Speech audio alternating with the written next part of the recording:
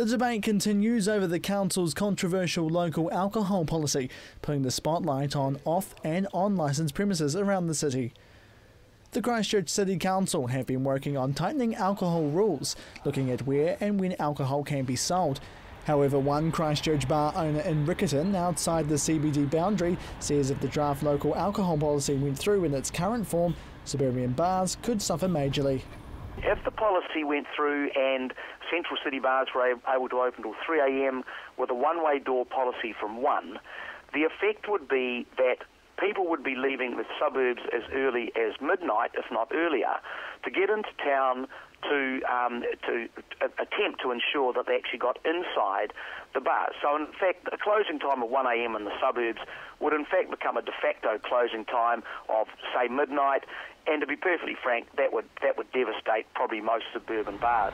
The policy would see restrictions for off-licensed bars, cutting closing times to 9 p.m, and would see most bars shut up shop at 1 a.m, excluding those in a defined area of the central city, allowing them to stay open beyond that.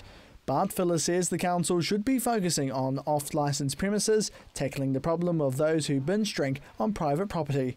And our industry has thought that for a long time. It's the price is a significant factor. Now, it's not easy to bring in a minimum pricing regime, but the reality is that off-sales outlets sell significantly cheaper than anywhere else, and that is attractive to lower income people or students, young people or students, and so it's always going to be a factor. However, he believes other methods could be used rather than a local policy to tackle the issue, coming down to education. What it needs is a lot of money and a lot of time and a lot of advertising put into letting kids know that it is no longer cool to get pissed. He uses the example of the drink driving ads, saying the message has got across to young people, and the same should be done around alcohol. The young people today have picked up that message beautifully. They are far better at the drink drive message than some of my contemporaries, and they've got it. They pick on each other if they step out of line or attempt to drink and drive.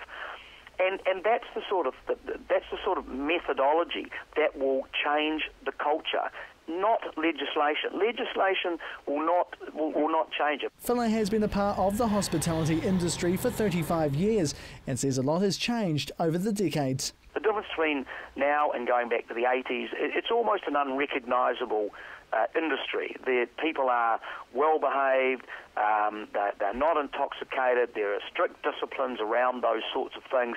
So the performance of, as I say, both patrons and operators on premise has changed dramatically. There's been several high-profile ones in the last year, and that sort of behaviour has not improved.